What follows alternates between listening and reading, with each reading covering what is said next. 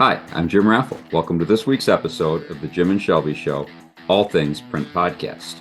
I'm joined as always by my co-host, Shelby Sapusik. How are you, Jen? I am great. So when we left you guys, it was 2 weeks ago, which is hard to believe.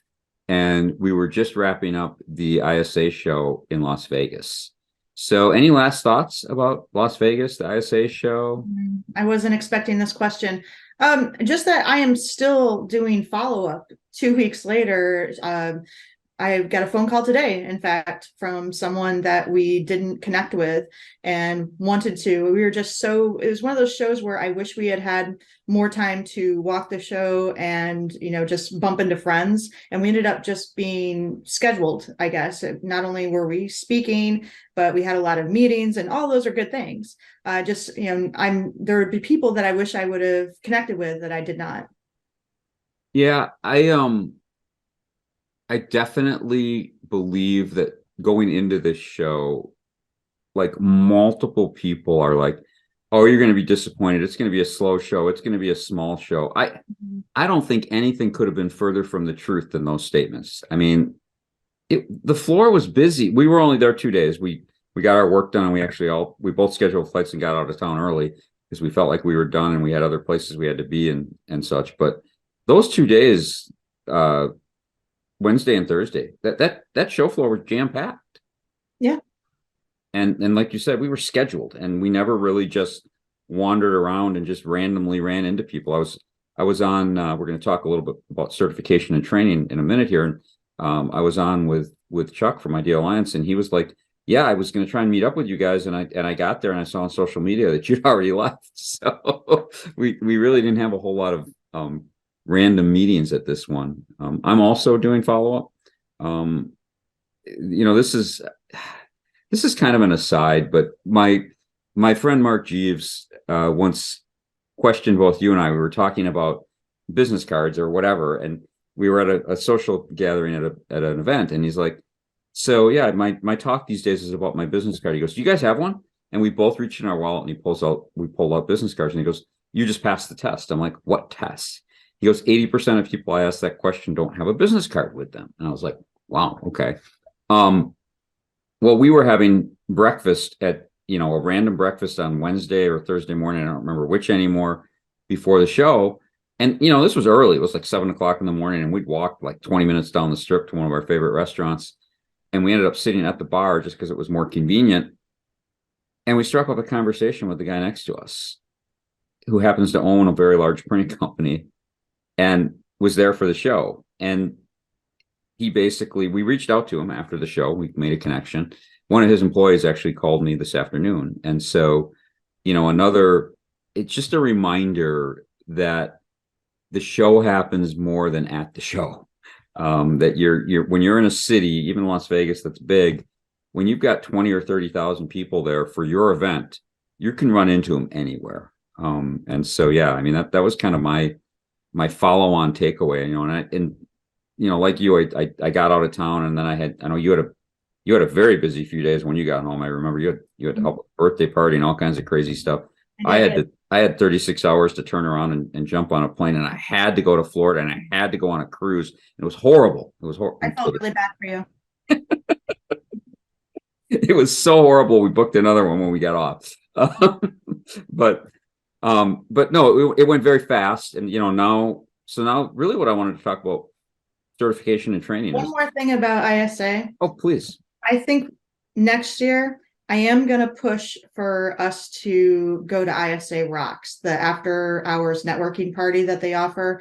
Only because how many people came up to us and said, "Hey, am I going to see you later? Can I catch up to you later at the networking event?" And we chose not to attend it, which is fine. That was a really busy day for us. That was the day we were speaking. We were in meetings. We were on the show floor after the show closed in meetings that day. So, I mean, I understand, but I think next year I might suggest that we attend that. Oh yeah, we were on the show floor. Is that the one where you were drinking tequila? Well, it was after hours though. And I was As for ISA Rocks, we've gone in the past. It's not like we've never gone. and it was just, it was a game time decision. We was. probably should have committed to it. We did though send you to a new event, which we've already talked about, and so Right. I think you should continue to participate and attend in that group as well. So yeah, great. All right. So the other thing I did when I got home is when I got home from Florida is all week from 8 to noon my time, Central Time, I have been leading G7 expert training. And so I think you and I decided that we wanted to make this episode, and it's not going to be a long episode. We've both got things going on, but I think we wanted to talk about certification and training, right? Right. And this is, you are newly certified to be a G7 expert trainer, and this is your first class. And so I'm just curious. I know I've kind of spoken with you here and there every day, but how's it going? How are you feeling about it so far? I know you're not done yet. I feel good about it. Honestly, I don't know truly how to feel about it until I get to see the attendee responses. I think that's the true measure of how I did. I mean, for me, when you're leading certification training, there's two things that really matter. It's the feedback forms that you get from the attendees, and combined with how quickly they take the test and how well they do on the test. I think that those two metrics really matter when you're leading a certification training class. But it's challenging to on some levels. It's I know the material, but man, there's a lot of material. It's a 443 slide deck, and that's not everything. I mean, we do a lot that's not even in the deck, and so it's and I do it solo for the most part. I mean, Chuck from Idea Alliance is there, but he's really just a facilitator in this instance. He's also authorized to train the class, but he's really just a facilitator. He helps get the meeting started and end the meeting, and that's about it. And he's answered a few questions. So it's me, it's all me.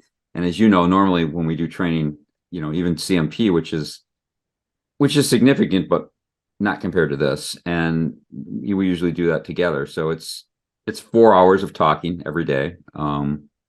So that part is challenging, and staying on task, staying focused, managing the time. Teaching anything the first time is hard. Even though I spend 20 or 30 minutes in the morning reviewing the day, making sure I know what the deck is going to be about, I've never taught the deck. So you get to each individual slide, and it's like, what do I actually want to say here? And how does that relate to the slide before and the slide after? And those are things that the more you do it, the easier it gets. So I'm learning a lot. I mean, that's the key right there, is I'm learning a lot about something I already know a significant amount about. And so that's one of the reasons I love training and teaching, is that it forces me to continue to learn. I learn stuff every time we do the color management professional program. I mean, I know that stuff forwards and backwards, but I still learn stuff from the attendees and the questions and the interactions. Okay. Well, it sounds, from our conversations offline, it does sound like things are going pretty well. And I'm sure it's stressful doing it the very first time out the gate, but you're a seasoned professional when it comes to training, so I'm not worried about you. And I'm a little shocked that you're complaining about talking for 4 hours, because you like to listen to yourself talk quite a bit.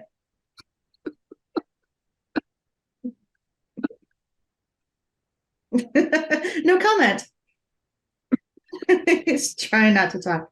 So the reason I'm laughing is this morning I was a little talkative this morning, and this is early, obviously, because I'm starting at 8 a.m. I was a little talkative this morning, according to my wife, and then I got to my desk and I had to get some work done, and so for probably 35 or 40 minutes, I didn't say a word. And she says, just before I started training, she goes, "Was it hard for you to not say anything for the last 45 minutes?" Wow. I can relate. I think I was pretty annoying this morning. I'm going to be honest; it happens sometimes. Why are Okay. you laughing? For those of who don't know what G7 expert training is, do you want to give a brief description of it?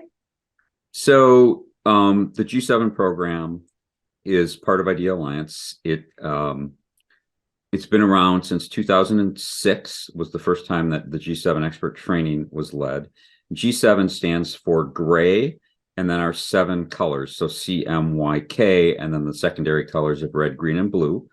And the main purpose of G7 is to achieve a neutral gray balance and a tonality level that is consistent, predictable, and repeatable no matter what CMYK printing process you're using.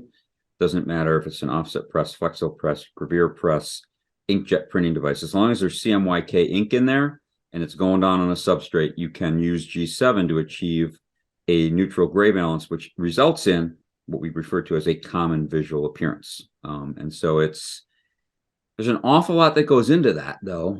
You would think that, do you really need 5 days, 4 hours a day to train for that? And the reality is, for people who've never done it, yeah, you do. I mean, even if you've made profiles and things like that, this is a different way of looking at things. And as you know, there's always the backup side of training, right? This is a high level, relatively expensive, deep class, and so we work in a lot of things. Like this morning, I was talking about saving your files out of Adobe products using PDF X4, and that's important, right? Because if you're not doing other steps in the process correctly, then all the work you do to get your G7 calibration really could be for naught. And so, yeah, I mean, it's there's a lot wrapped up in this class. It really is probably,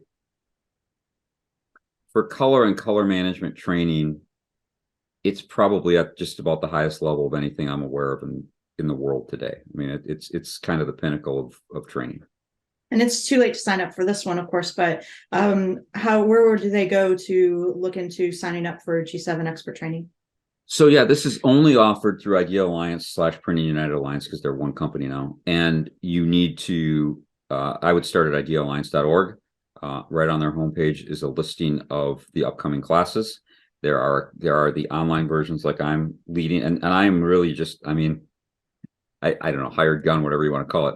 These aren't like the CMP programs that you and I run where Colorcasters is running them. I am just hired to teach the class, and that's it. I have nothing to do with registration, marketing. I mean, we help out a little bit, but I don't have anything to do with the testing. Literally, I just show up and teach. And so if you want to know more about the classes, go to ideaalliance.org. There'll be a list of classes there. There's the online version like I'm teaching, not just me. There's other instructors. And really look at the instructors' bios, because my main area is inkjet, right? Steve Smiley, who I think is teaching next month, he's so deep in flexo, right? So if you're trying to do flexo G7, he's going to be the guy you want to get to teach. There's going to be some in-person training at Rico. I think it's Rico, the end of June or July. Yeah, I mean, it's a combination of in-person, which takes 2.5 days, 3 days. It's usually Tuesday, Wednesday, and most of Thursday, but typically you can catch a flight out Thursday. And then the onlines are typically from 9 to 1 Eastern time, Monday through Friday. It's the whole week. Oh, okay. Yeah. Well, I hope the rest of your class goes well. I'm sure it will. Well, we have some training coming up too, right? We have one in July. Right. And you can just go to colorcasters.com and check that out under training opportunities. It's going to be essentially the precursor to this class, which is called Color Management Professional. Fundamentals. What? Color Management Professional Fundamentals. Correct. And we teach it online in 1 day. And you can also take that class just by going to Printing United's iLearning Plus site. And it is less expensive that way, but then you're just watching recorded instructors who have been recorded teaching the material, whereas ours is a live online approach, and so it's interactive and you can ask questions. Mm-hmm. Okay. All right. I think that's all I've got for this week. Me too. All right. We'll see you guys again in a couple weeks.